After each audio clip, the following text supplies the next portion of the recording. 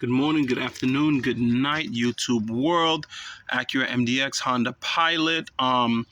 If you notice every time you drive, the car sends you a notice that engine oil is low, what's going on, or every time you do an oil change, you notice that all up in here, and the motor pan, where you put the oil in, is always wet, and you're like, hey, what's going on? And not just wet with water, guys, with oil. I went on YouTube, I seen what happened, but some tutorials didn't show me a problem that I encountered, so here I go, right? So then now, this is called the engine oil housing unit, engine oil housing, engine oil filter housing, right? So then now, what end up happening is, I've seen some other videos, the gasket, guys, the gasket end up getting, it gets brittle because you go from hot to cold and it's boiling oil that's on there. And then my vehicle has more than 225,000 miles. So, imagine that parts get worn out, right? So easy fix, guys. What you're going to do is, now where you see your oil filter, that's the part that you're going to be changing right there. Very easy, guys. Sorry for the shaky hand. You're going to turn your this repair is going to be done on your passenger side, so turn your wheel all the way to the right so you can access it. I have an extended bar. I believe this is 15 to 20 inches here. And then what does this say? This is a 12 millimeter head right here, right? 3 little screws that you have, 2 on the right, 1 on the left. You take that out with your extended bar, or you could do it with your handle if you don't have the extended bar. Extended bar would be better, right? So 1, 2, 3, right? But before you take that off, let me show you something. A problem that I encountered, and I went on YouTube. No one had the help for it, so I figured let me help someone out. 1 second. Now there's a solenoid, as you can see, that's connected to it. It's 2 wires. One of them is really easy. It's this green one right here. As you know, pinch it, pull it back. Now, this one right here is a solenoid, right? That, controls the oil pressure that it's going in. And the solenoid, there's a little wire. I don't know if you can see it. Let me see, right here, right? And it's connected to something right here, a little wire plug right there, right? This wire plug, it was giving me some problems, and then it was nowhere on YouTube, so I said, let me show you how it's done, right? Now, what I'm gonna do is, there's a wire plug right here that looks just like it, right? So now what you're gonna do is, with your flathead, you're gonna put it right there. Let me see if I can get a better shot. You're gonna put it right there and push, and that part comes out, right? So let me see if I can do it here. I don't have a good shot. Well, hopefully I do. My hands are shaky. Sorry, guys. Put that that flathead in right there. Catch the bottom.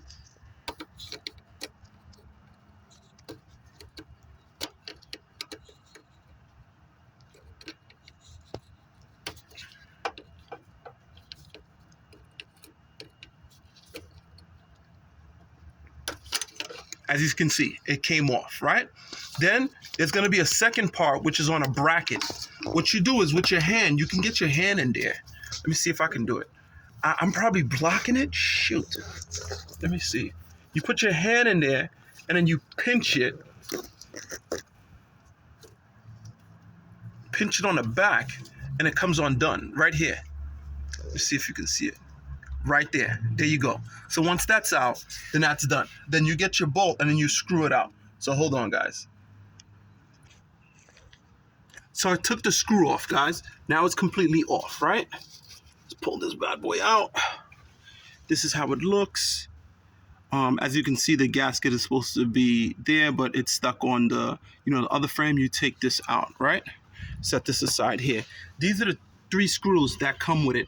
The longest one is in the middle. If you're looking at the clock, let's just say this is at 10 o'clock. This is at, the longest one is at 12, and then the next one is at 3 o'clock, right? Because there's 2 sizes. If you want to know, the longest one is on the right on the top. Got that. Now, you look in here, this is where that gasket is. Because of that gasket is so brittle and beat up, and it's starting to leak over there. All over here. As you can see, guys, look at all this crust. And I noticed one time I got in a car, and I had my teenager son, who's over 21, just in case, ACS want to know.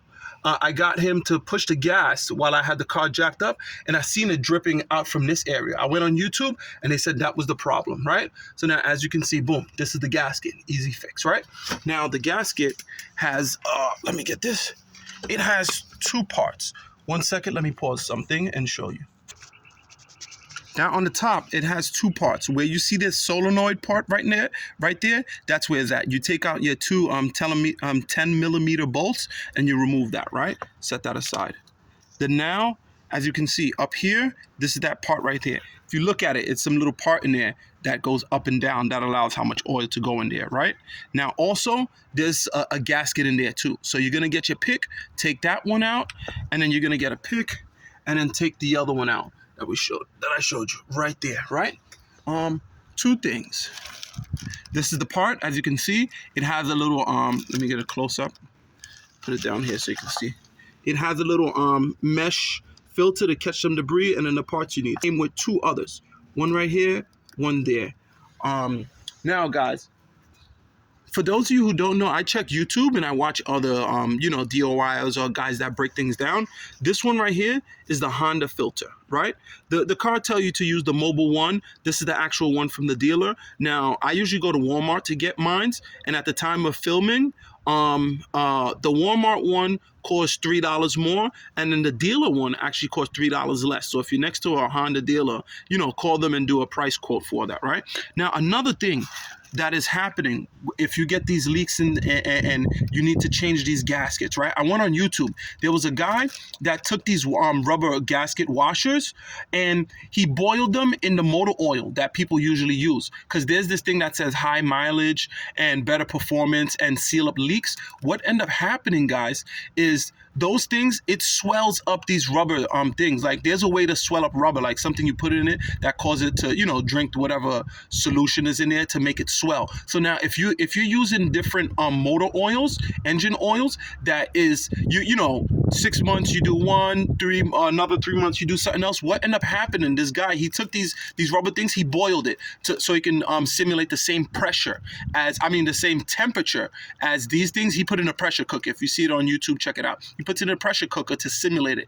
These things swell up. Then after a while, when you turn off your engine, it gets cool. And then what end up happening is you have to stay with that one motor oil, guys. Whatever you're using, use that forever, because if you're using the high mileage stop leak things, it's going to swell them up. And then now you have to stay with that, because what end up happening if you don't use a different one, it's going to shrink down or it's going to get brittle when it don't have that solution that's in it. So try to stay with for right now, if you want to know what I'm using, I use the Castrol GTX synthetic thing, because a guy showed a testing on that he boiled it and showed how fast that evaporates. That particular one lasts longer during hot and cold seasons. Then he put it in this tube. Then he put like 5 different motor oils. Then he dipped them down to show how fast it can run, and that's called viscosity. So if you're using different motor oils, like if someone's telling you, oh, you don't have to use 5W20, or you're trying different things, look at this. This little washer, as we can call it, a strainer, if you use a particular viscosity, it won't go through these as well. And all the engine parts is not going through well. To give you an example, I think you pretty much got it. If you put honey in a Windex bottle and then you try to squeeze the trigger, the honey won't squeeze through the nozzle. Why? Because of the viscosity of the honey, guys. So try to use one motor oil, like one brand. Like I tell you, I use Castrol. I'm not promoting. They're not telling me to do it. I'm just trying to help somebody out if you want longer life out of your car. So use, Mobile One that they recommend, or the Castrol Syntec, which I use, guys. I guess that's about it for that. So, I hope this helps somebody out. Take care, guys.